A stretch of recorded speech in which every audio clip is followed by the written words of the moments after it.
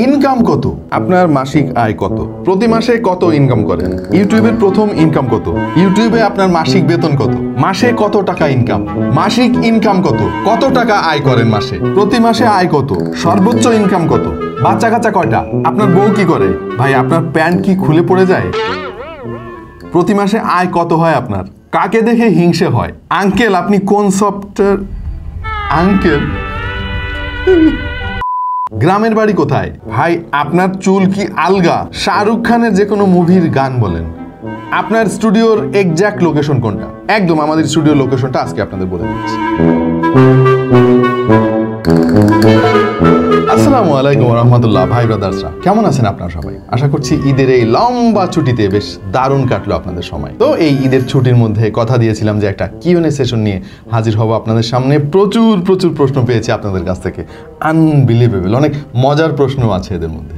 এখন বিষয় হচ্ছে যে ভাই এত প্রশ্নের উত্তর দিতে গেলে তো এই ভিডিওটা 2-3 ঘন্টা হয়ে যাবে। সো সেটা তো সম্ভব না। আমি চেষ্টা করবো সংক্ষেপে উত্তর দেওয়ার এবং বাছাইকৃত কিছু প্রশ্নের উত্তর দেবো। এর মধ্যে অনেকে আবার প্রশ্ন করেছেন একাই 16-17টা। হাই রে ভাই, মানে একজনের প্রশ্ন দিয়ে কিন্তু ভিডিও শেষ করে ফেলা যায়। এনে সবার মধ্যে কমন একটা প্রশ্ন ছিল যে আমি কত টাকা ইনকাম করি। বেশিরভাগ প্রশ্ন কিন্তু ইউটিউব চ্যানেল ঘিরে মূলত। তার মধ্যে একটা প্রশ্ন অনেকবার দেখতে পাচ্ছি টাকা আয় করা প্রশ্নের পরে আর কি, ইউটিউবে কার ভিডিও দেখে আপনি অনুপ্রাণিত হয়েছেন? এই প্রশ্নের উত্তর আমি এর আগে অনেকবার দিয়েছি। আরও একবার বলি, বেসিক্যালি আমি ছিলাম একজন টেক এনথুসিয়াস্ট। আমি প্রচুর টেক কন্টেন্ট দেখতাম, একসময় বিদেশের কন্টেন্ট দেখতাম। এরপরে ধীরে ধীরে দেখলাম যে আমাদের দেশেও দারুণ কন্টেন্ট তৈরি হচ্ছে। 2017 সালের দিকেই মূলত আমার মধ্যে এক ধরনের অনুপ্রেরণা কাজ করে তুষারের ভিডিও দেখে, এটিসি। সেই সময় কিন্তু রাতুল ওসমান ভাই বেশ ভালোই পপুলার ছিল, তার কন্টেন্টও কিন্তু দারুণ কোয়ালিটি আমি খেয়াল করতাম। সোহাগ 360 সোহাগ ভাই, আমি বাবুর বাবু ভাই, ডয়েড হেডের হৃদয় নামক একটা ছেলে চমৎকার কন্টেন্ট বানায়। এদের ভিডিও দেখি মূলত আমার মধ্যে মনে হলো যে আমি একটু চেষ্টা করে দেখি। যাই হোক, আমাদের আজকের এই ভিডিওটা কিন্তু মানে টেক রিলেটেড না। এখানে জাস্ট আপনাদের কিছু কৌতূহল উদ্দীপক প্রশ্নের উত্তর দেওয়ার চেষ্টা করব। এবং প্রথমে আমার সম্পর্কে জানতে চেয়েছেন যে আমার গ্রামের বাড়ি কোথায়, পড়াশোনা কত দূর করেছি ইত্যাদি ইত্যাদি, বয়স কত। পড়াশোনাটা বলি তাহলে বয়সটাও আপনি আন্দাজ করতে পারবেন। আমি ব্যবস্থাপনার উপরে স্নাতকোত্তর ডিগ্রি অর্জন করেছি 2007 সালে। মানে 2007 সালে আমার পড়াশোনা শেষ।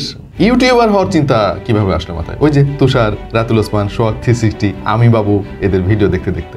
আমার জন্মস্থান হচ্ছে নড়াইল জেলাতে কালিয়া নামক একটা উপজেলায়। আপনার সফলতার গল্প কয়েক লাইনে। ভাই আমি সফল তো না মনে হয়, হ্যাঁ। সো এখানে গল্পের কিছু নাই। আমি আমার দিক থেকে যতটুকু করা সম্ভব করে যাচ্ছি, আরও ভালো করার চেষ্টা করছি। সফলতার মনে হয় কোনো মাপকাঠি হয় না। মানে আপনি কিভাবে নির্বাচন করবেন যে এ সফল এ সফল না? যাকে আপনি সফল ভাবছেন হয়তো তার চাইতে আরও সফল কেউ আছে, অথবা কিছুদিন পরে সে আর সফল নাও থাকতে পারে। সো এটা প্রতিনিয়ত পরিবর্তন হয়। শুরুর দিকে কার সাপোর্ট সব থেকে বেশি পেয়েছেন? আমার অফিসের যে রিপোর্টিং বস ছিল মিস্টার মনিরুজ্জামান সাহেব, ওনার সহযোগিতা না পেলে হয়তো এখানে আসা হতো না। টিটিপি নামটা দেওয়ার পেছনে কারণ কি? ভাই নাম তো একটা দিতেই হতো, তাই না? ধরেন আমি যদি টিটিপি না দিয়ে টিটিজি দিতাম, আপনি বলতেন যে টিটিজি নাম দেওয়ার পেছনে কারণ কি? সো কারণ তেমন কিছু না, একটা নাম দিতে হবে তাই দিছি আর কি। সো খুঁজে ভাবলাম যে এমন কি নাম দেওয়া যায় যেটা একটু ইন্টারেস্টিং হবে, সহজে বোঝা যাবে ইত্যাদি ইত্যাদি। ভাবতে মাথায় আসলো যে আমি একটু টু দ্য পয়েন্টে কথা বলতে চাই। So take to the point, এই জন্যই মূলত নামটা টিটিপি। কোন চিন্তা ভাবনা থেকে টেক রিলেটেড ভিডিও বানানো শুরু করেছিলেন? ভাই মানে যে যেটা পারে সে তো সেটাই বানাবে, তাই না? আমি যদি গান গাইতে পারতাম তাহলে গানের ভিডিও বানাতাম, নাচতে জানলে নাচের ভিডিও বানাতাম। মানে আমার মধ্যে ভাই এই প্রযুক্তির প্রতি ভালোবাসা আছে, এই জন্য এই প্রযুক্তি নিয়ে ভিডিও বানাই। খালি লাগে কেন? ও শিট, লাইট জ্বালাইতে ভুলে গেছি। তাই তো বলি এরকম লাগতেছে কেন? এখন কি সুন্দর লাগছে দেখছেন? কন্টেন্ট তৈরি করা ছাড়া আর কি কিছু করেন? ভাই করি তো, অনেক কিছুই করি ভাই। ভাত খাই, গোসল করি, ঘুমাই, দাঁত ব্রাশ করি, সবই করি মোটামুটি। সিফাত ভাই ধন্যবাদ, আপনাকে অনেক সুন্দর প্রশ্ন করছেন। আপনার প্রথম ব্যবহৃত ফোন কোনটি ছিল? নোকিয়া 1100। ইউটিউবে প্রথম ইনকাম কত ছিল এবং কিভাবে খরচ করেছেন? ভাই ইউটিউবের প্রথম ইনকাম ছিল 2018 সালের শেষ দিকে এসে, মানে ওই যে $100 হলে তখন তো তোলা যায়, তো তখন হচ্ছে ডলারের মূল্য ছিল 85 বা 86 টাকার মতো, 9000 টাকার মতো হয়েছিল আর কি। ওটা দিয়ে আমি একটা চেয়ার কিনছিলাম ভাই, এখনো আছে চেয়ারটা। আমার পরিবার সম্পর্কে অনেকে জানতে চেয়েছেন। ভাই আমরা স্বামী স্ত্রী এবং আমাদের একটা ছেলে বাবু আছে 3 বছর বয়সের। টেক কন্টেন্টের জন্য ইউটিউব বেস্ট নাকি ফেসবুক? আমার মনে হয় ইউটিউব, কারণ ফেসবুক খেয়াল করে দেখেন ওইখানে না বিনোদন নিতেই মানুষ যায়, শিক্ষা নিতে বা তথ্য নিতে ফেসবুকে খুব কম মানুষই যায়। ফেসবুকে কিন্তু মানুষ সার্চ করে কোনো একটা ভিডিও আনে না যে আমি এই ফোনের রিভিউ দেবো, এটা কিন্তু সার্চ করার কোনো সিস্টেমই নাই বলতে গেলে। হ্যাঁ, ইউটিউবে আছে। সো ইউটিউব হচ্ছে মানে তথ্যের একটা সমুদ্র, আর ফেসবুক হচ্ছে মানে কি বলবো ভাই, বিনোদন, মানে কিছুটা টিকটকের মতো হয়ে গেছে আজকাল। সো আপনি যদি টেক কন্টেন্ট তৈরি করতে চান আপনার জন্য ইউটিউব বেস্ট। আপনার স্টুডিওতে কতজন এবং কে কে কাজ করে? আমাদের স্টুডিওতে এই মুহূর্তে আমি ছাড়া আরও 6 জন কাজ করে, মানে আমি মিলে মোট 7 জন। ইউটিউব জগতে আসতে সবচাইতে বড় কোন সমস্যাটা ফেস করেছেন? শুরু থেকে আসলে কন্টেন্ট বানাতাম, চাকরি করতাম, তার পাশাপাশি একটা সময় দেখলাম যে মানে কন্টেন্টই খুঁজে পাচ্ছি না, মানে কী নিয়ে ভিডিও বানাবো। আমার ব্যবহার করার যত যন্ত্রপাতি ছিল সব রিভিউ করা শেষ, এরপরে কী করবো। বাট এরপর থেকে যখন বিভিন্ন ব্র্যান্ড আমার সঙ্গে কাজ করার জন্য প্রপোজাল দেওয়া শুরু করে এবং একজনটা দেখে আরও 10 জন দেওয়া শুরু করে, সেখান থেকেই মূলত আমার এই কন্টেন্টের হাহাকার বন্ধ হলো। এটা একটা বড় চ্যালেঞ্জ ছিল, বাট এর পেছনে সবচাইতে বড় অবদান রেখেছেন আসলে আপনারাই। আপনারা আমাদের ভিডিও দেখেছেন বলেই তো আসলে স্পন্সর যারা আছে তারা আমাদেরকে কোলাবোরেশন করার প্রপোজাল দিয়েছে। আপনার স্টুডিওর এক্স্যাক্ট লোকেশন কোনটা? একদম আমাদের স্টুডিওর লোকেশনটা আজকে আপনাদের বলে দিচ্ছি। এই লোকেশনটা হচ্ছে একদম যে বড় রাস্তাটার পাশে একটা মসজিদ আছে, মসজিদের পাশ দিয়ে গেলে আপনি একটু ডান দিকে একটা মোড় আছে, মোড়টা পার হলে দেখবেন যে একটা বিল্ডিং, ওই বিল্ডিং এর মধ্যেই মূলত আমাদের স্টুডিও। জীবনের সবচাইতে বড় অর্জন কি? ভাই কঠিন একটা পরীক্ষার মধ্যে আমাকে ফালাই দিলেন। জীবনের সবচাইতে বড় অর্জন অনেক কিছুই, বাট সবচাইতে বড় অর্জন আমি বলবো যে আমার সন্তান। আপনাদের মধ্যে কেউ বাবা আছেন কিনা জানি না, যদি না থাকেন তাহলে এটা বুঝতে পারবেন না কিভাবে আমার মতো ছোট ছেলে ইউটিউবে সফল হতে পারে। ভাই আপনার কাজই আপনাকে সফল করে দিবে। আপনার গ্লাসের পাওয়ার কত এটাও একটা প্রশ্ন। এনিওয়ে কোনো পাওয়ার নেই ভাই, এটা ভুয়া, এটা কিচ্ছু নাই, বুঝছেন, মানে জিরো পাওয়ার আর কি। 2017 সালে আমার ইউটিউব চ্যানেল খোলার অনেক আগে একটা সড়ক দুর্ঘটনায় আমার চোখের মধ্যে গ্লাস ঢুকে যায়। সো ব্যাপারটা খুবই ভয়ানক ছিল। আল্লাহর কাছে অনেক শুকরিয়া যে আমার চোখটা আল্লাহ বাঁচিয়ে দিয়েছে। সো বড় একটা অপারেশন করতে হয়, ভেতরে কাটা দাগ আছে এবং চোখের শেপও চেঞ্জ হয়ে যায়। শুরুর দিকে অনেক ঝামেলা হতো, এখন আল্লাহর রহমতে সব ঠিকঠাক আছে। সো ওই কাটার দাগটার জন্য না অনেক বাজে লাগে মাঝে মাঝে দেখতে, যেহেতু সামনে আলো থাকে, ক্যামেরার দিকে তাকিয়ে কথা বলি আমরা। সো ওই কাটা দাগটা একটু মানে আড়ালে থাকে আর কি। মূলত এই কারণে আমি চশমা পরি। চশমার আসলে কোনো পাওয়ার নাই আমার। আপনি কোনটা বেশি প্রায়োরিটি দিবেন, ডিসপ্লে নাকি পারফরমেন্স? অবশ্যই পারফরমেন্স ভাই। ডিসপ্লে হ্যাঁ ঠিক আছে, second priority, but first priority অবশ্যই পারফরমেন্স। ক্যামেরার পেছনের ওয়াহিদও কি এমনই সদা হাস্যমুখ, নাকি ওটা কেবল অন স্ক্রিন ভার্সন? ভাই আমি বাস্তবেও এরকমই, বুঝছেন। 2 দিনের দুনিয়ায় এত মন খারাপ থেকে লাভ আছে ভাই। প্রত্যেকটা সিচুয়েশনে আমি চেষ্টা করি মানে হাসি মুখে থাকতে আর কি, জীবনের আনন্দ উপভোগ করতে। কাকে দেখে হিংসা হয় ভাই, এই জিনিসটা না মানে ফর সাম রিজন আমার মধ্যে নাই ছোটবেলা থেকেই। আমার মনে হয় প্রত্যেকেই তার যোগ্যতা দিয়েই সব কিছু অর্জন করে। সো এখানে হিংসার তো কিছু নাই ভাই। আমি যদি কাজ করি তাহলে আমিও সফল হব, আর যদি কাজ না করি তাহলে ব্যর্থ হব, এটাই স্বাভাবিক। আপনার পিসিতে কি কি কম্পোনেন্ট ব্যবহার করছেন? আমাদের মেইন যে এডিটিং পিসিটা ওইটা মূলত 4090 সঙ্গে হচ্ছে পেয়ার করা 14 জেনারেশনের i9 14900K, যার সঙ্গে 64 জিবি র্যাম রয়েছে, DDR5। আর আমাদের আরও অনেকগুলো পিসি রয়েছে, 5-6টার মতো পিসি রয়েছে, তার প্রত্যেকটা মোটামুটি ভালো কন্ডিশনে রয়েছে আলহামদুলিল্লাহ। কোন সফটওয়্যার দিয়ে ভিডিও এডিটিং করেন? অবশ্যই অ্যাডোবি প্রিমিয়ার প্রো, এটাই কমন, আমরা এটাই ব্যবহার করি। আপনি কিভাবে এত স্পন্সরশিপ পান? ভাই একদম সহজ উত্তর, আপনারা আমাদের ভিডিও দেখেন, এ কারণেই স্পন্সর যারা রয়েছে তারা চায় তাদের প্রোডাক্টটা আমাদের মাধ্যমে ভিডিও তৈরি করে ভালো মন্দ নিয়ে আলাপ করতে। সিম্পল। ইউটিউবার না হলে কি হতেন আপনি? অবশ্যই যা করছিলাম সেটাই করতাম। আমি চাকরি করতাম এবং একটা প্রতিষ্ঠানে সিনিয়র মার্চেন্ডাইজার হিসেবে কর্মরত ছিলাম, সেটাই করতে থাকতাম। রিভিউর জন্য যে প্রোডাক্টগুলো স্পন্সর পাঠায় সেটা কি অল্প সময়ের জন্য পাঠায় নাকি অনেক বেশি সময়ের জন্য পাঠায়, নাকি পুরোপুরি দিয়ে দেওয়া হয়? এটা একটা কমন প্রশ্ন আপনাদের সবার। ভাই আমাদের কাছে যে প্রোডাক্টগুলো আসে এটা কিন্তু অনেক সময় রিটেল ইউনিট হয় না। হ্যাঁ, ইঞ্জিনিয়ারিং ইউনিট থাকে, R&D ইউনিট থাকে, বিভিন্ন ধরনের মার্কেটিং স্যাম্পল থাকে। এই প্রোডাক্টগুলো আমাদের কাছে অনেক আগে থেকেই আসে এবং আমরা লম্বা সময় ধরে ব্যবহার করার সুযোগ পাই বেশিরভাগ ক্ষেত্রে। হ্যাঁ, এবং এগুলো ফেরত নিয়ে যাওয়া হয়, কারণ এই ফোনগুলো দিয়ে আমরা কি করব বলেন? ধরেন মাসে আমরা 20টা ফোনের ভিডিও বানাচ্ছি, প্রত্যেক মাসে যদি 20টা করে ফোন আমাদের কাছে আসে, এই 5-7 বছরে আপনি চিন্তা করেন কয়েক হাজার ফোন আমাদের কাছে জমে যেত। এভাবে এত ফোন নিয়ে আমরা কি করতাম? আমরা ফোন দিয়ে কি করবো ভাই? অনেকেই টেক ইউটিউবিং করতে চাচ্ছেন, কন্টেন্ট ক্রিয়েটর হতে যাচ্ছেন, পেশা হিসেবে এটাকে নেওয়া যাবে কিনা? অবশ্যই যাবে ভাই। বাংলাদেশ বেশ বড় সড়ো একটা দেশ, মানে আয়তনে না, জনসংখ্যার দিক দিয়ে, এবং মার্কেটটা অনেক বড়। এই ডিজিটাল প্ল্যাটফর্মটা কিন্তু ধীরে ধীরে অনেক বড় হচ্ছে। প্রচুর মানুষ তাদের তথ্যের জন্য ইউটিউবে সার্চ করছে। সেকেন্ড লার্জেস্ট সার্চ ইঞ্জিন হচ্ছে এখন গুগলের পরে YouTube. Can you believe this? So content creator হওয়ার অনেক সম্ভাবনা আছে এবং পেশা হিসেবে এটাকে নেওয়া সম্ভব, বাট শুরুতে টাকা ইনকামের ধান্দা করা যাবে না, ওটা পরে ভাই। আগে আপনার প্যাশন থাকতে হবে, তারপরে যদি টাকা ইনকামের চিন্তা আপনি করতে পারেন তাহলে ইউটিউব আপনার জন্য ওকে। আমাদের আরেক ভাই অনেকগুলো প্রশ্ন করেছেন, তো ওনার প্রশ্নগুলো খুব সুন্দর আসলে। হ্যাঁ, রায়ান টেক বিডি নামক একটা আইডি থেকে কমেন্ট করেছেন, খুবই চমৎকার কিছু প্রশ্ন। তার মধ্যে উল্লেখযোগ্য কয়েকটা প্রশ্ন হচ্ছে, ইউটিউব ক্যারিয়ার শুরু করতে গেলে প্রথম 3টা জিনিস কি জানতে হবে? অবশ্যই প্রযুক্তির প্রতি নলেজ আপনার থাকতে হবে, কিভাবে চমৎকারভাবে প্রেজেন্টেশন করা যায়, তারপরে কন্টেন্টের কোয়ালিটি কিভাবে ইমপ্রুভ করতে হয়, এগুলো তো অবশ্যই জানতে হবে। রিভিউতে বিশ্বাসযোগ্যতা ধরে রাখতে কি কি জিনিস খেয়াল রাখতে হবে? ভাই, আমরা সবসময় যেটা বলি, আমরা কিন্তু আপনাদেরকে রিপ্রেজেন্ট করি। হ্যাঁ, ধরেন এই ফোনটা আপনি কিনবেন, বাট জানেন না যে এটা কিনে ফেললে কি ধরা খাবেন নাকি আপনার লাভ হবে, ওইটা আমরা ফিল করে আপনাদেরকে বলি, এবং এটার মধ্যে কি কি ভালো দিক আছে, খারাপ দিক আছে, ওইটা আপনাদেরকে আমরা বলি। সো এখানে এই জিনিসটা সবচেয়ে বেশি ইম্পর্টেন্ট যে আপনি কনজিউমারকে রিপ্রেজেন্ট করতেছেন নাকি আপনি কোম্পানিকে রিপ্রেজেন্ট করতেছেন। কোম্পানিকে রিপ্রেজেন্ট করে যদি ওই ফোনটা বা ওই প্রোডাক্টটা বেচার নিয়ে চেষ্টা করেন আপনি, তাহলে আপনি টিকতে পারবেন না ভাই মার্কেটে। কারণ হচ্ছে আমাদের দর্শকরা এখন অনেক স্মার্ট, তারা সব কিছুই বুঝে।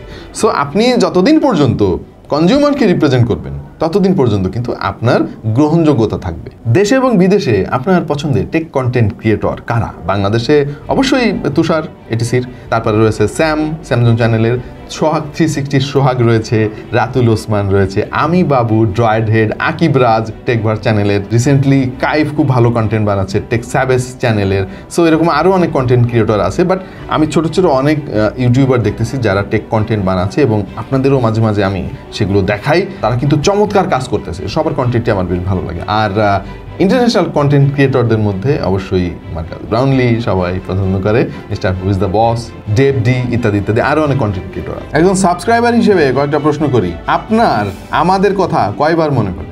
ভাই, আপনাদের নিয়েই তো কাজ কারবার, সারাদিন মনে পড়ে, সবসময় মনে পড়ে। কারণ আপনারা যদি ভিডিও দেখা বন্ধ করে দেন এবং আমাকে ঘৃণা করতে শুরু করেন, সব শেষ ভাই একেবারে। সো আপনাদের কথা মনে না করলে কার কথা মনে করবো? আপনার ইউটিউবের জার্নিটা কেমন ছিল একটু শর্টে বলেন। ভাই, অসাধারণ একটা জার্নি। আমি মাঝে মাঝে বলি যে I am living in my dreams. মানে এত ভালোবাসা আপনাদের, এত সম্মান, এইটা মনে হয় না যে ইউটিউবে যদি ভিডিও না বানাতাম তাহলে এটা পেতাম কখনো বা কোনোভাবে। আপনি পার্সোনালি মেইন ড্রাইভার হিসেবে কোন ফোনটা ইউজ করেন? Xiaomi 15 Ultra, 14 Ultraও আমার আছে, এবং আমার সেকেন্ডারি ফোন হচ্ছে iPhone 15 Pro Max। আপনার ডেস্কটপ সেটআপের টোটাল কস্ট কত? ভালো ভালো প্রশ্ন করতেছে ভাই। আমি একবার জিদ করে একেবারে মানে সর্বোচ্চ একটা মানে বিল্ড করছিলাম গত বছর। তো ওইটা যদি মনিটর সহ ধরি তাহলে প্রায় 7.5 লাখ টাকার মতো পড়ে যাবে আর কি। 4090 সঙ্গে 4900K দিয়ে আমি বিল্ড করছিলাম। মিড রেঞ্জের নতুন ফোন ভালো হবে নাকি ফ্ল্যাগশিপ সেকেন্ড হ্যান্ড ফোন ভালো হবে? ভাই, রিসেন্টলি যে অবস্থা দেখতেছি স্মার্টফোন ইন্ডাস্ট্রিতে, এখনকার মিড রেঞ্জ ফোনেও কয়েক বছর আগের ফ্ল্যাগশিপ ফোনের যেরকম পাওয়ার ছিল তার চাইতে বেশি পাওয়ার পাওয়া যাচ্ছে। আপনি চিন্তা করে দেখেন, 40-50 হাজার টাকা দামের ফোনের AnTuTu স্কোর এখন পাওয়া যাচ্ছে 2 মিলিয়নের কাছাকাছি। মানে can you believe this?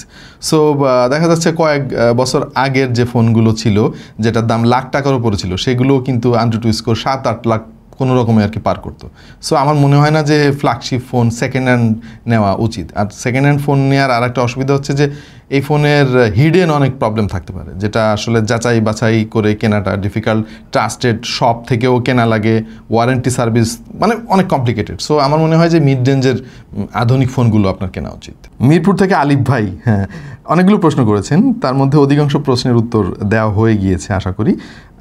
Huawei ওয়াচটা কত আগের? আমার এই ওয়াচ সম্পর্কে জিজ্ঞেস করতেছে, এবং এটার দাম কত ছিল? এটা হচ্ছে হুয়াওয়ে GT2 ভাই, এটা হুয়াওয়ে থেকে আমাকে গিফট করছিল, এবং ওই সময় এই ফোনের দাম ছিল প্রায় 25,000 টাকার মতো। এখনও কিছু হয় নাই ভাই, 5-6 বছর হয়ে গেছে, মানে এখনও আগের মতোই চলতেছে, ব্যাটারি ব্যাকআপও আগের মতোই। বাগেরহাট থেকে রিয়াদ, আরে আমার মামার বাড়ি এলাকার মানুষ, ইউটিউব জার্নিটা তিনি জানতে চাচ্ছেন, এবং পথ চলা কেমন ছিল শুরুর দিনগুলোতে, কোনো প্রতিবন্ধকতা শিকার হতে হয়েছে কিনা, এসব আমাদের আজকের ভিডিওতে আশা করছি এটা নিয়ে আলাপ হয়েছে। রিয়াদ ভাই, আপনি জানতে পেরেছেন। আচ্ছা, আর এক ভাই হচ্ছে আমার অ্যাকুরেট বাড়ির ঠিকানাটা চাইছে আর কি। আচ্ছা, অ্যাকুরেট ঠিকানাটা আপনাকে দিচ্ছি। সেটা হচ্ছে যে ওই যে ফুটবল খেলার যে মাঠটা আছে না, ওই মাঠটা পার হয়ে একটু সামনে গেলেই দেখবেন যে একটা হসপিটাল আছে। হসপিটালের পাশ দিয়ে একটা রোড গেছে।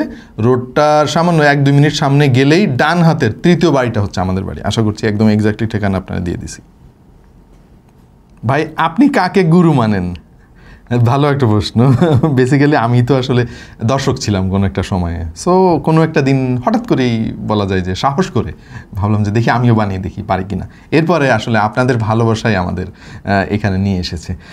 বাংলাদেশের অনেককেই কিন্তু আমি গুরু মানি। একজন গুরু তো হইতে পারে না, তাই না? কারণ একজন এক এক ধরনের কন্টেন্ট বানায়। হ্যাঁ, তুষারকে আমি অনেক ফলো করতাম, এখনও ফলো করি। তুষারের ভিডিও কিন্তু আমি মিস দেই না এখনও, এটিসির। এরপরে ড্রয়েড হেড হৃদয়, রাতুল ওসমান। রাতুলের ভিডিও হচ্ছে আমার কাছে মনে হতো যে অল ইন অল প্যাকেজ আর কি। রাতুল ওসমান চ্যানেলটা ঘুরে দেখে আসতে পারেন আপনারা। হ্যাঁ, তারপরে এটিসিতে তখন আকিব রাত ছিল, এখন নিজের চ্যানেল আছে টেকভার্স। আকিবের কন্টেন্টগুলো আমার অনেক ভালো লাগতো। এত বিশ্লেষণ করে আকিব তার কন্টেন্টের মধ্যে, মানে মনে হয় যেন ময়না তদন্ত করতেছে আর কি। আমি বাবু চ্যানেলের কথা না বললেই নয়, তার কন্টেন্টগুলো দেখলেই আসলে দেখতে ইচ্ছে করতো। মানে ভিডিওগ্রাফি এত সুন্দর, ওনার কাছ থেকে অনেক ইন্সপাইরেশন আসলে আমি নিয়েছি এবং ওনাকে আমি অনেক অনেক ফলো করি। আর যার কথা না বললে পুরো আলোচনাটাই অপূর্ণ থেকে যাবে, সে হচ্ছে সোহাগ 360-র সোহাগ ভাই। আমাদের বাংলাদেশের টেক ইন্ডাস্ট্রির না গর্ব এরা, বুঝছেন? আমার অবাক লাগে মাঝে মাঝে ভাবতে যে আমরা যারা এই সমমনা একই ধরনের কন্টেন্ট বানাই, প্রত্যেকটা মানুষ ভালো, আনবিলিভেবল। মানে এইটা আপনি তাদের সাথে না মিশলে বুঝবেন না। কীভাবে হইলো জানি না, কাকতালীয় বলতে পারেন। অন্যান্য অনেক ক্যাটাগরির যেসব কন্টেন্ট ক্রিয়েটর আছে, একজনের সঙ্গে আর একজনের কিন্তু মানে ঝগড়া বিবাদ লেগেই থাকে। আমাদের বাংলাদেশের টেক কন্টেন্ট আমরা যারা বানাই সমমনা, এরা প্রত্যেকে কিভাবে ভালো হইলো আমি জানি না ভাই। তুষার, সোহাগ, হৃদয়, আমি বাবুর বাবু ভাই, রাতুল ওসমান চ্যানেলের রাতুল, সোহাগ 360 সোহাগ। মানে কেউ যদি বলে যে আপনার এই যে ইউটিউবের জার্নি, এই জার্নিতে আপনার সবচাইতে বড় অর্জন কি, তাহলে আমি বলবো যে এই জার্নিতে আমার সবচাইতে প্রথম অর্জন হচ্ছে আপনাদের ভালোবাসা। তারপরের অর্জন হচ্ছে যে এই যে মানুষগুলা ভাই, এদেরকে একসময় এইভাবে ফলো করতাম, আমি এখনও করি, তাদের সাথে এত ঘনিষ্ঠভাবে আমি মিশতে পারতেছি, এটা আমার কাছে মানে অনেক বড় কিছু মনে হয়। শ্বশুরবাড়ি কোন জেলায়? ভাই, আমার শ্বশুরবাড়ি নড়াইল সদরে। আর নোয়াখালী জেলা সম্পর্কে ধারণা কেমন? ভাই, ধারণা তো ভালোই ছিল, কিন্তু সমস্যা হচ্ছে যে অনলাইনে একটা বিজ্ঞাপন দেখে একজনের কাছে আমি হানি নাটস অর্ডার করছিলাম আর কি। হ্যাঁ, তো হাতে পাইলাম, বক্স খুলে দেখি যে পানির মধ্যে কিছু বাদাম দেওয়া আর কি। তো আমি ফোন করলাম যে কী ব্যাপার ভাই, আপনি হানি নাটস দেওয়ার কথা বলে পানি নাটস দিচ্ছেন কেন? এখন সে বলতেছে, ওয়াল্লা কয় কি, আমাদের এলাকায় তো পানিরে হানি বলে। সো আপাতত ধারণা এই পর্যন্ত আছে। নোয়াখালীর কেউ মাইন্টেন করে ফেলতে পারে। যাই হোক ভাই, মজা করলাম। নাফিস নামক ছোট্ট একটা ভাই আমাদের কমেন্ট করেছে, ক্লাস 10-এ পড়ে। Wow, nice. আপনারাও আমাদের কন্টেন্ট দেখেন, খুব ভালো লাগলো। তিনিও আসলে কন্টেন্ট বানাতে চান, ছোটোবেলা থেকেই অনেক কিছু তিনি বানিয়েছেন আর কন্টেন্টও বানাতে চান, কিন্তু স্পন্সর কিভাবে পাবেন? ভাই, স্পন্সর তো আপনার পাওয়া লাগবে না ভাই, স্পন্সর আপনাকে খুঁজে নিবে ভাই। আপনি যেখানেই থাকেন দেখবেন স্পন্সর আপনাকে খুঁজে নিছে। আপনি কাজ করতে থাকেন, দর্শক আপনার কন্টেন্ট যখনই পছন্দ করা শুরু করবে, দেখবেন যে স্পন্সর লাইন দিছে ভাই আপনার বাড়ির সামনে। আলামিন ভাই দারুণ দারুণ কিছু প্রশ্ন করেছেন, বাট তার প্রশ্নগুলো পড়ে না আমার মনে হচ্ছে যে এটা নিয়ে আমি একটা ভিডিও বানাই পুরাপুরি। হ্যাঁ, ডিসপ্লে রিলেটেড ভিডিও, যেমন ডিসপ্লের দিকে কতক্ষণ তাকিয়ে থাকা যায়, তারপরে শরীরের উপরে কেমন প্রভাব পড়ে বেশি তাকিয়ে থাকলে, ফোনের স্ক্রিন এর যে ক্ষতিকর দিক আছে তার থেকে বাঁচার উপায় কি কি। বাইরে ভাই, মানে মানুষের প্রশ্ন শুনলে বোঝা যায় যে তার মাথায় কি চিন্তা ভাবনা চলতেছে। খুবই ভালো লাগলো ভাই। সো এই প্রশ্নের উত্তর আসলে অনেক লম্বা, আমি এখানে দিচ্ছি না। ধন্যবাদ, দারুণ কিছু ইস্যু আপনি রেজ করছেন, আমি এটা নিয়ে ফুল ভিডিও বানাবো একটা ইনশাল্লাহ। আচ্ছা, আমাদের আর এক ভাই নাম হচ্ছে জয়দেব, তিনি আমাদের অনেক প্রশংসা করেছেন। আমাদের ভিডিওতে অনেক মজার কিছু থাকে, এত আইডিয়া কোথায় পাই? আইডিয়া আপনাদের কাছ থেকে পাই আসলে। যখনই আপনারা কোনো একটা কিছু পছন্দ করেন তখন আমরা বুঝতে পারি যে এই ধরনের আরও জিনিস আমাদেরকে বানাতে হবে। আর হচ্ছে ইউটিউব জার্নি কেমন ছিল, আশা করছি উত্তর আপনি পেয়ে গিয়েছেন। আপনাকে অনেক ধন্যবাদ জয়দেব। ইউনিএসওসি T620 প্রসেসর সম্পর্কে জানতে চাই। এটা একটা এন্ট্রি লেভেলের চিপসেট, 4G চিপসেট। বেসিক্যালি সবাই তো এখন 5Gতে শিফট হচ্ছে।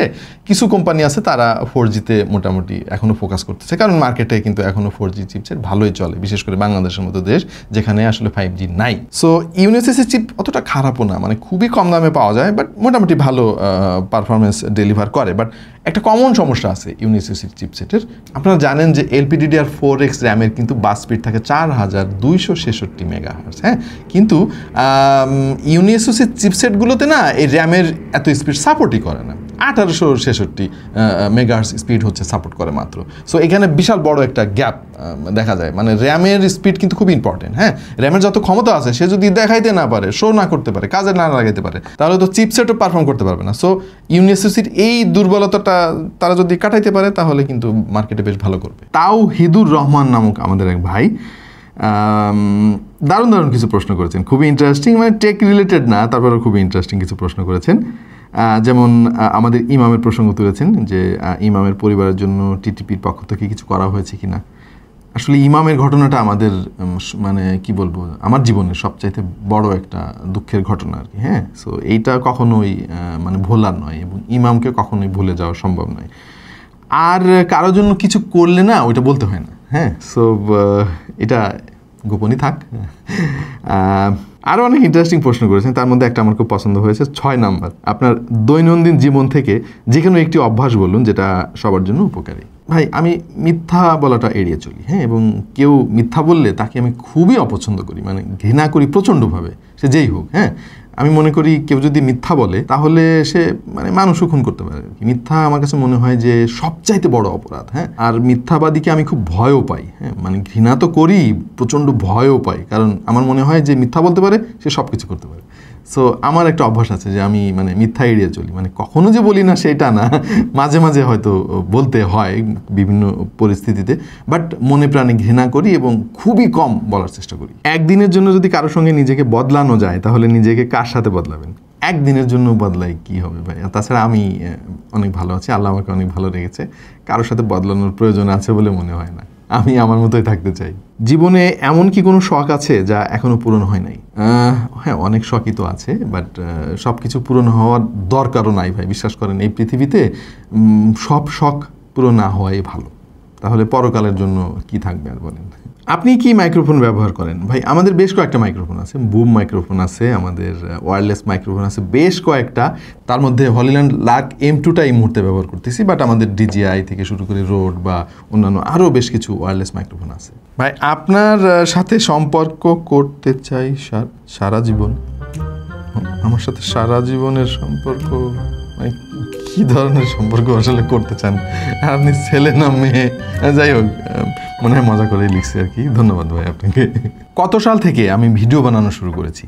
2018 সালের জুলাই মাস থেকে। আপনার উচিত আমাকে 1000 টাকা দেওয়া, কারণ আমি আপনার সাবস্ক্রাইবার। ভাই, চিন্তা করে দেখেন, প্রায় 11 লাখ সাবস্ক্রাইবার আমাদের, সবাইকে যদি 1000 টাকা করে দেই, ভাই 1 টাকা করে দিলে তো 11 লাখ দিতে হয়। ভাই, দিতে পারলে ভালোই হইতো ভাই। আমার যদি তার ডাবল থাকতো আর কি, তাহলে দিতাম।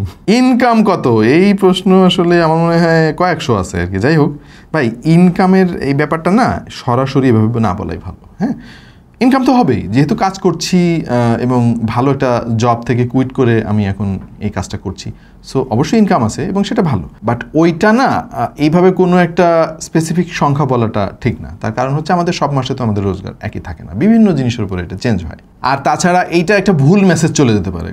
আমার কাছে মনে হয় যে যারা কন্টেন্ট তৈরি করতে চায় তাদের ইনকামের দিকে প্রথমেই না ছুটে আসলে কোয়ালিটির দিকে ফোকাস করা উচিত, জ্ঞান চর্চার দিকে ফোকাস করা উচিত। তাহলে আমার মনে হয় ধীরে ধীরে একদিন রোজগার অবশ্যই হবে। কি কি ক্যামেরা দিয়ে আপনি ভিডিও করেন? আমাদের মোট 5টা ক্যামেরা আছে। এর মধ্যে মিররলেস ক্যামেরা আছে 3টা, সোনির ZV-E1 2টা, ZV-1 একটা, 200D আছে ক্যাননের 90D আছে। লেন্স কত আছে ভাই গুনে দেখতে হবে, প্রচুর লেন্স আছে আমাদের। এই হচ্ছে আমাদের আপাতত সেটআপ। মাত্র 17 বছর বয়সের আমাদের এক ভাই নূর, তার নাম, বেশ ইন্টারেস্টিং কিছু প্রশ্ন করেছেন। প্রথম প্রশ্নতেই আমার আসলে চোখ আটকে গেল। সেটা হচ্ছে, আপনি কি ধূমপান করেন বা করতেন? ভাই, ধূমপান করতাম অনেক আগে, বাট ওটা ছেড়ে দিয়েছি। এই একটা জিনিস মনে হয় পৃথিবীতে মানে আকাই মায়ের এর কাজই হচ্ছে মানুষের ধ্বংস করা, আর কোনো কাজ নেই। আর যে কোনো কাজের আপনি ভালো দিক মানে খুঁজলেও পাইতে পারেন আর কি, এইটার কোনো ভালো দিক নাই। আর এক ভাই প্রশ্ন করেছেন যে ফোনের কি দেখে ফোন কিনবেন, মানে র্যাম নাকি প্রসেসর? ভাই, এই প্রশ্নটা আরও 4-5 বছর আগে করলে হয়তো খুশি হতাম। এখন মোটামুটি সবাই জানে যে প্রসেসর হচ্ছে এটা মানে কি বলবো, একটা হার্ট ফোনের। হ্যাঁ, আর র্যাম যে বেশি গুরুত্বপূর্ণ এটা হচ্ছে ওই ফোনের শোরুমের সেলসম্যানগুলো আর কি বোঝায় এরকম। আরে ভাই, আমাদের ফোনে 16 GB র্যাম আছে, দেখা যাচ্ছে আসলে র্যাম আছে 4 GB, আর বাকিটা হচ্ছে যে মেমোরি ফিউশন না উল্টোপাল্টা কী জানি বলে। হ্যাঁ, আর হচ্ছে র্যামই সব কিছু একটা ফোনের, বাট এটা হচ্ছে ভুল কথা ভাই। প্রসেসর হচ্ছে একটা ফোনের সবচাইতে গুরুত্বপূর্ণ একটা কম্পোনেন্ট। প্রসেসর দেখবেন, ভালো প্রসেসর যদি থাকে, হ্যাঁ র্যাম অবশ্যই হেল্প করে, স্টোরেজেরও এখানে ব্যাপার আছে, ভূমিকা আছে, তারপর আপনার ইউআইয়ের একটা ভূমিকা আছে, সব কিছু মেলায় আসলে ফোনের পারফরমেন্সটা পাওয়া যায়। বাট প্রসেসর সবার আগে লাগবে ভাই। ইউটিউবে আসার আগে আপনি কি করতেন? আমি একটা চাকরি করতাম একটা প্রতিষ্ঠানে, মাল্টি ন্যাশনাল প্রতিষ্ঠানে, আমি সিনিয়র মার্চেন্ডাইজার হিসেবে কাজ করতাম। আর ইউটিউবে আসার পেছনে প্রেরণা কী ছিল? প্রযুক্তি ভালো লাগতো এবং দেখতাম স্মার্ট সব ছেলেরা তখন ভিডিও বানাচ্ছে, মনে হলো যে আমিও দেখি একটু চেষ্টা করে পারি কি না। আমি এবং আমার আম্মু দুজনই আপনার বড় ভক্ত। আরে সেই আসলে এত ভালোবাসা, আনন্দের ব্যাপার, গর্বের ব্যাপার। আপনার জন্য এবং আপনার মায়ের জন্য অনেক অনেক শুভকামনা রইল।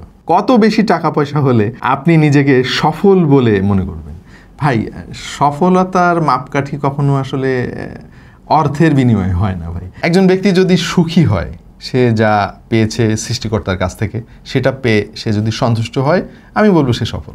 আমি এমন অনেক মানুষ চিনি যারা একদিনেই 5-10 লক্ষ টাকা খরচ করে ফেলতে পারে, হুদ্দাই এরকম করতে পারে, এরকম আছে, তারাও কিন্তু অনেকে সুখী না ভাই। সো টাকা পয়সা দিয়ে মানুষের সুখ বা সফলতা বিচার করা যায় না। ইমাম ভাইয়ের পরিবারের এখন কি অবস্থা? তারা কি শোক সামলে উঠতে পেরেছে, নাকি এখনও তারা কষ্ট পায়? ভাই,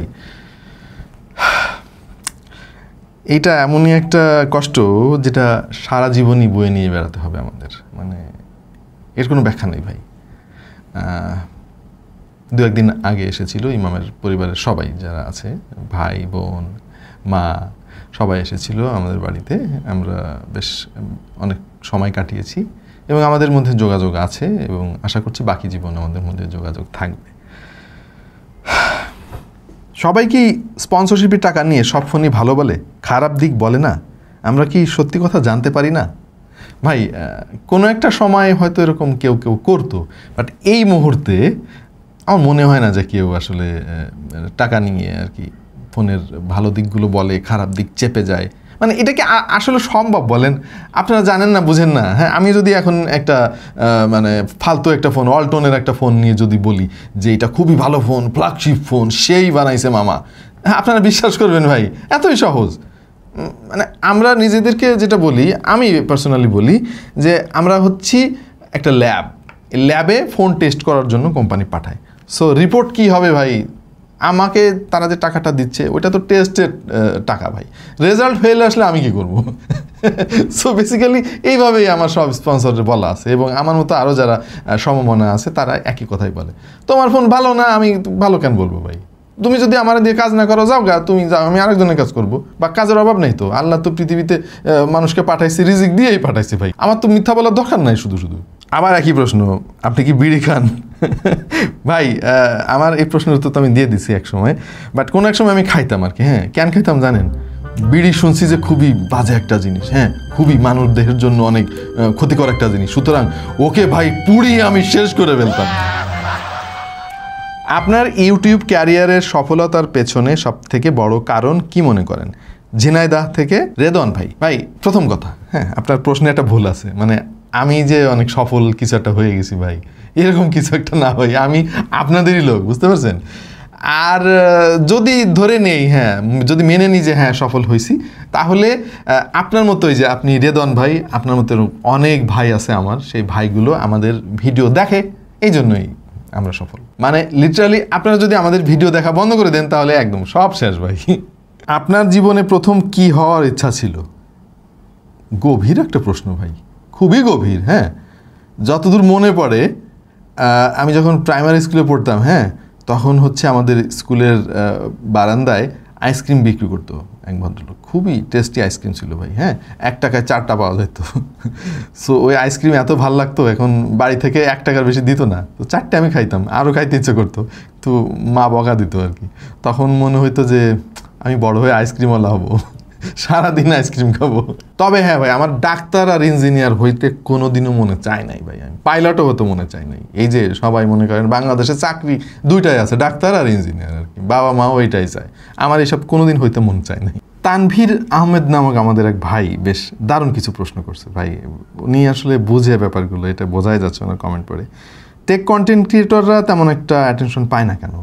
ভাই এই জন্যই তো দেশের এই হাল ভাই। আমাদের দেশে তো অ্যাটেনশন পায় সান্ডা, আলিফ লায়লা, মামুন লায়লা, এই সমস্ত জিনিস, হাবিজাবি, হিরো আলম, এই নিয়ে আমাদের দেশের চর্চা হয় আর কি, ভিউ ব্যবসা চলে আর কি।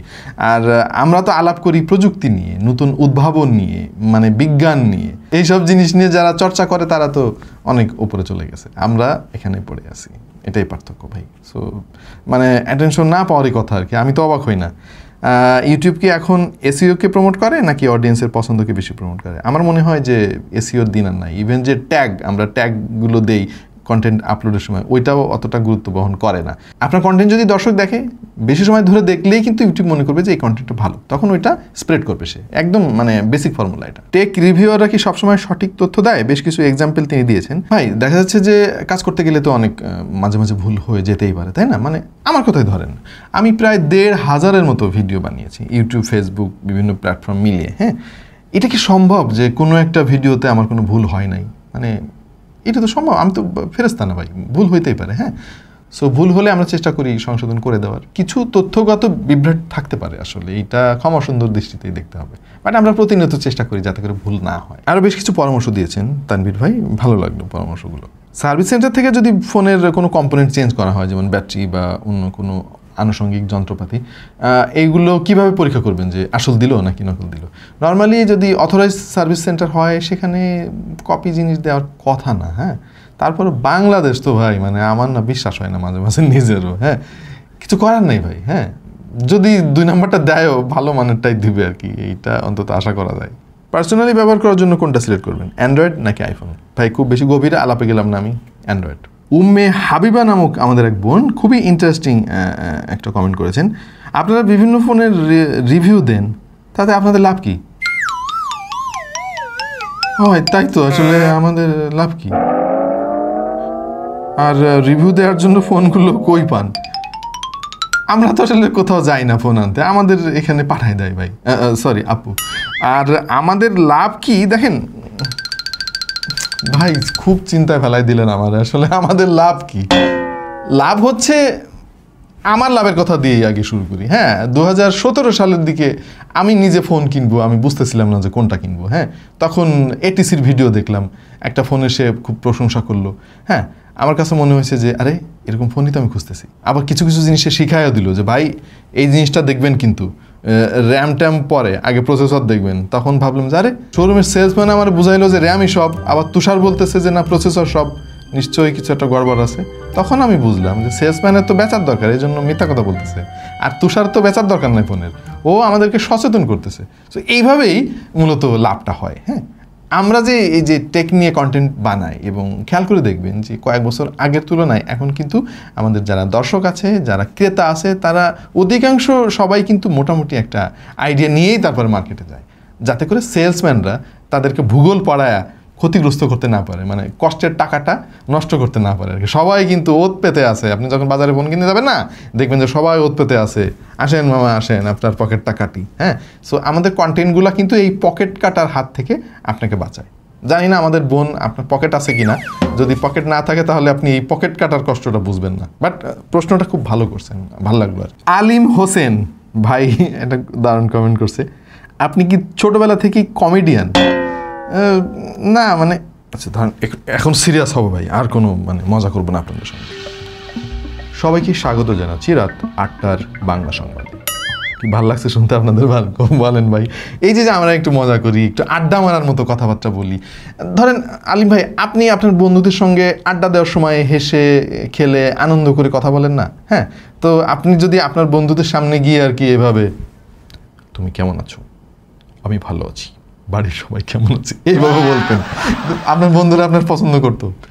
আপনাদের সঙ্গে মানে এই যে আমরা যাদের জন্য ভিডিও বানাই, তাদের সঙ্গে আমাদের এই একটা সম্পর্ক আছে ভাই, খুবই গভীর সম্পর্ক। আমি মনে করি যে এই যে আমার সামনে যে ক্যামেরাটা দেখা যাচ্ছে না, এই ক্যামেরার মধ্যে আপনারা আছেন, আমি আড্ডা মারতেছি আপনাদের সঙ্গে। সো এই আড্ডার ছলেই মূলত আমরা প্রযুক্তি বিষয়ক কন্টেন্ট আপনাদেরকে উপহার দিই। হ্যাঁ, এখন প্রযুক্তি জিনিসটা তো একটু কঠিন, একটু কাঠখোট্টা, এই RAM, processor, chipset, nanometre, silicon carbon, এই সমস্ত জিনিস তো একটু কঠিন লাগে আর কি। সো আমরা হাসির ছলে আর কি এটা বোঝাই। এইটা যদি বাই এনি চান্স আপনার কাছে কমেডি মনে হয়, তাহলে আমি আসলে খুব দুঃখিত। ব্যাপারটা গভীরভাবে আসলে চিন্তা করে দেখতে হবে এখন থেকে। মানে আরও কিছু এক্সাম্পল আপনাকে দিই। ধরেন আমার অফিসের বস, হ্যাঁ, আমার ছুটি লাগবে, এখন বসের সামনে গিয়ে তো আমি এভাবে বলবো, স্যার আমার একদিন ছুটি লাগবে স্যার, হ্যাঁ, তাই না? বসের সামনে গিয়ে দেখবেন আমি কত সিরিয়াস হয়ে গেছি। আবার আমার এক বন্ধু, হ্যাঁ, তারে বলবো যে চল দোস্ত ঘুরে আসি, তারা কি আমি এভাবে বলবো, প্রিয় বন্ধু সহোদর, আসছে আগামী বৃহস্পতিবার রাত 8 ঘটিকার সময় আমরা বাহিরে ঘুরতে যেতে ইচ্ছুক, অনুগ্রহপূর্বক আপনি আমাদের সঙ্গে যুক্ত হয়ে বাধিত করবেন। এইভাবে যদি বলিও তো ঠাডা একটা চর লাগাই দিবে বেটা। অথবা ধরেন আমি যেটা করতাম ছোটবেলায়, হ্যাঁ, স্কুল থেকে ফিরে খিদে লেগে যেত, বলতাম মা তাড়াতাড়ি খাবার দাও, আমার খিদে লেগে গেছে। এভাবে না বলে যদি বলতাম আম্মু আমার খিদে পেয়েছে, আমাকে খেতে দাও, এটা বললে আমার মা তো কষে একটা চড় লাগাই দিত আগে। মানে কার সাথে কি বলতে হবে এইটা কিন্তু ডিপেন্ড করে। হ্যাঁ, এখন আপনাদের সঙ্গে আমি এই যে একটু মানে হাসি আনন্দ করি, এইটা কেন কমেডি মনে হলো আপনার কাছে? কষ্ট পাইলাম আর কি, কষ্ট আর দুঃখ সুখ নিয়েই তো মানুষের জীবন, ব্যাপার না।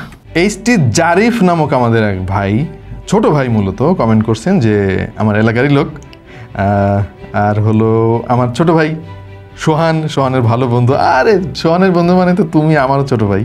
নিয়ে এবার বাড়িতে গেলে অবশ্যই জারিফ তোমার সঙ্গে দেখা হবে। ভাই এত প্রশ্ন, আমি তো চিন্তায় পড়ে গেলাম। মানে ভিডিও অলরেডি 20 মিনিট ছাড়ায় 30 মিনিটের দিকে চলে গেছে ভাই। সো আমার মনে হয় না যে আজকের ভিডিওটা আর লম্বা করা ঠিক হবে। আমি খুবই দুঃখিত, সবার প্রশ্ন পড়তে পারলাম না ভাই। দেখেন, চিন্তা করে এত প্রশ্ন আমি কখন পড়বো আর কখন উত্তর দেবো, দেখা যাচ্ছে কিছু। হ্যাঁ ভাই, তো এই হচ্ছে অবস্থা। আজকের মতো মনে হয় এখানে ইতি টানা উচিত, কারণ ভিডিও বেশি লম্বা হয়ে গেলে আবার আপনারা দেখতে চান না। যাই হোক, আশা করবো সামনে কোনো একদিন একটা লাইভ করলে কেমন হয়, তো একটা না, মানে মাঝে মাঝে যদি আমরা লাইভে আসি, আপনারা কে কে চান যে আমরা লাইভে যাই একটু কমেন্টে জানান তো ভাই। তাহলে আমরা অন্তত সপ্তাহে একদিন চেষ্টা করবো যে এরকম একটা লাইভ সেশন হবে, আপনারা লাইভে প্রশ্ন করবেন, আমরা লাইভে উত্তর দেবো। কেমন হয় আইডিয়াটা? জানিয়ে দিন কমেন্ট সেকশনে।